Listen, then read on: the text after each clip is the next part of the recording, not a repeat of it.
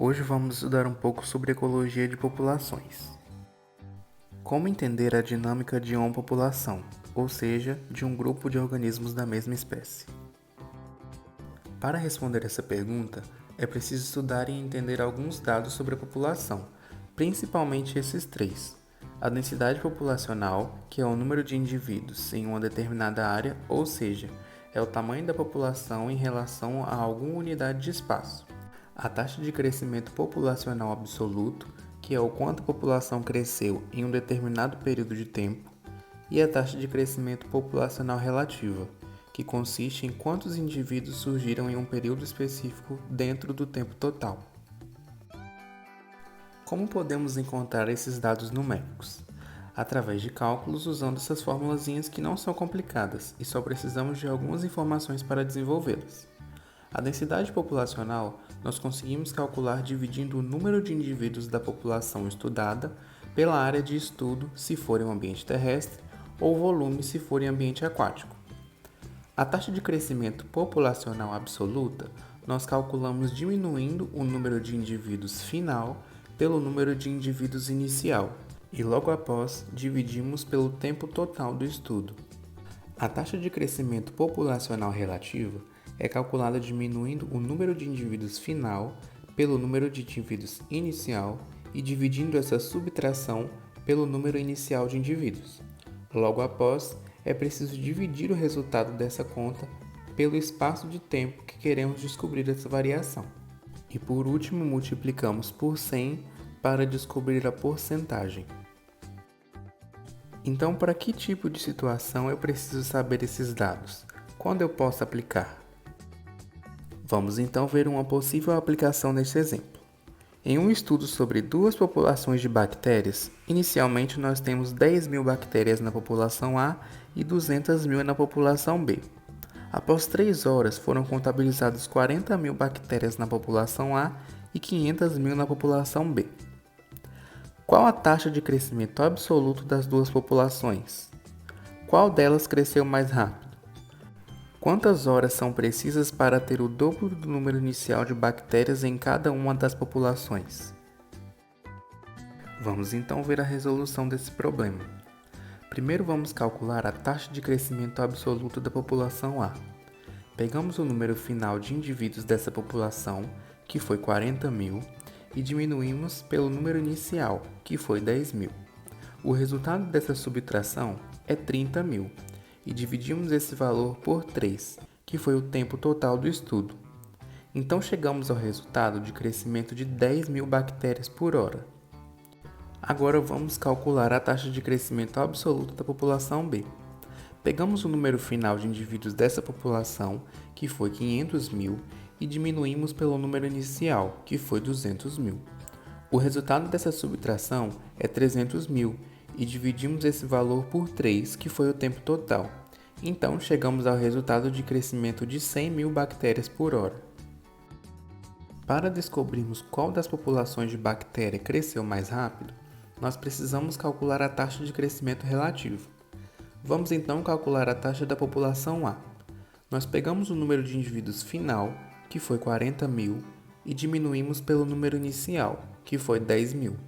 O resultado dessa subtração é 30.000 e dividimos esse valor pelo número de indivíduos inicial, 10.000. E logo após, dividimos o resultado dessa conta, que foi 3, pelo espaço de tempo, que foi 3 horas. Então temos uma bactéria por hora. Calculando a taxa da população B, temos o número de indivíduos final, que foi 500.000, e diminuímos pelo número inicial, que foi 200.000.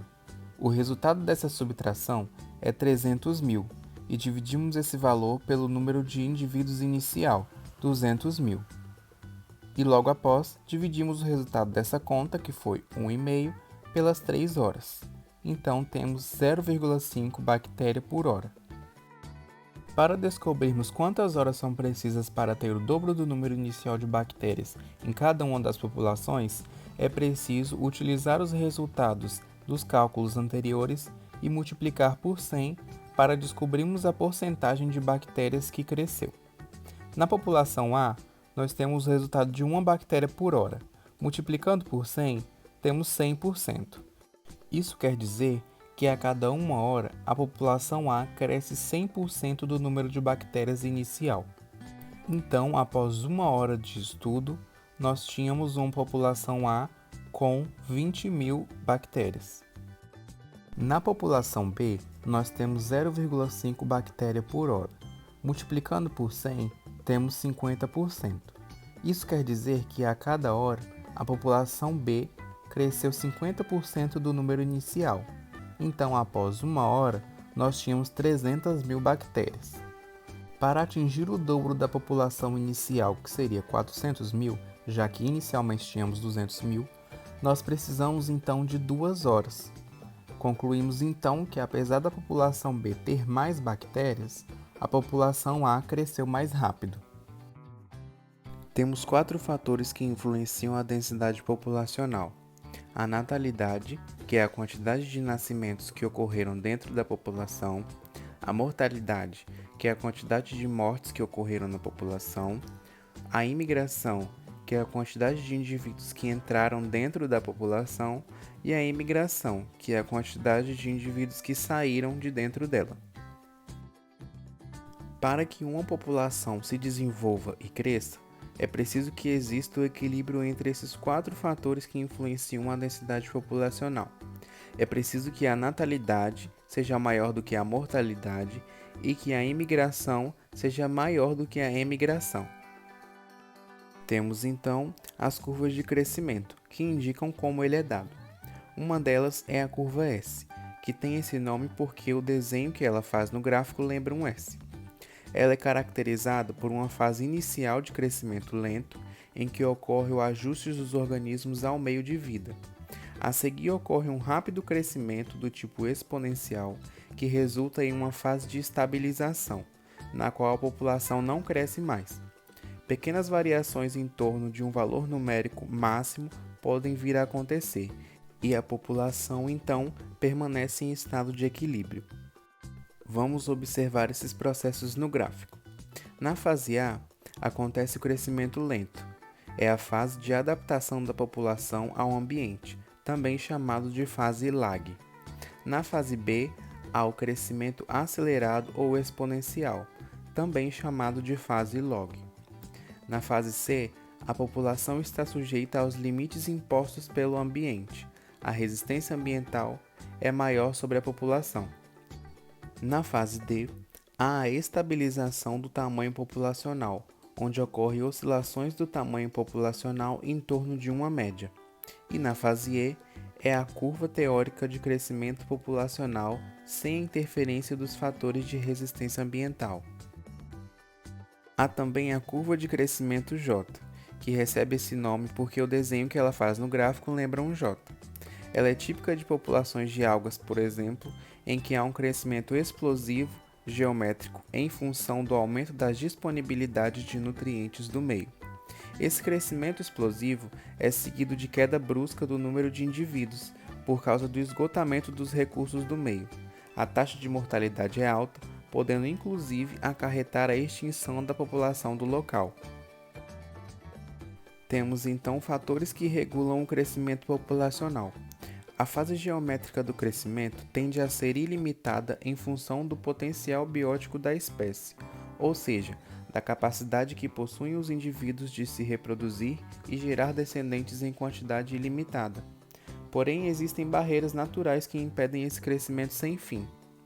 A disponibilidade do espaço e alimentos, o clima e a existência de predatismo e parasitismo e competição são fatores de resistência ambiental ou do meio que regulam o crescimento populacional. O tamanho populacional acaba atingindo um valor numérico máximo permitido pelo ambiente. Esse acontecimento é chamado de capacidade limite ou capacidade de carga. Podemos observar no gráfico em que a curva A representa o potencial biótico da espécie, a curva B representa o crescimento populacional padrão e a C é a capacidade limite do meio, e a área entre A e B representa a resistência ambiental. As populações podem apresentar 2 tipos de estratégias naturais, sendo elas populações K-estrategistas ou R-estrategistas. Uma população K estrategista seria uma população na qual a capacidade de suporte do meio é um fator restritivo. Consequentemente, os indivíduos de uma população K estrategista tendem a preparar a prole para a competição por alimento e a apresentar um tempo de vida mais longo em comparação aos indivíduos de espécies R estrategistas.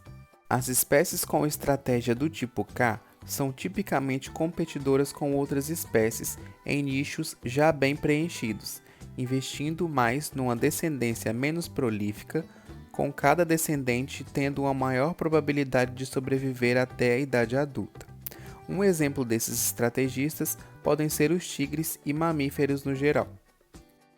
Por outro lado, para espécies R estrategistas, a capacidade de suporte não é um fator restritivo, com indivíduos com um tempo de vida mais curto e que tendem a não apresentar cuidado com a prole.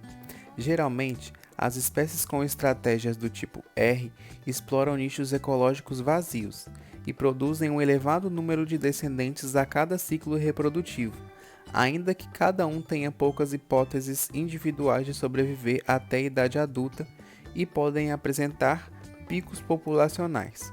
Um exemplo desses estrategistas podem ser os caranguejos e invertebrados no geral. E como esses fatores estudados influenciam na cadeia alimentar? Bom, de várias formas diferentes. Vou dar um exemplo bem simples. Se você tem uma população de milho que está morrendo por falta de nutrientes, a população de ratos que se alimenta dela vai se prejudicar, prejudicando também a população de cobras que se alimenta dos ratos, que também vai prejudicar a população de águias que se alimenta das cobras. Resumindo, se uma população está em desequilíbrio onde as taxas de mortalidade são maiores que as de natalidade, as outras populações que dependem dela também serão prejudicadas. Essa é apenas uma das reflexões que podemos fazer associando os assuntos estudados à cadeia alimentar.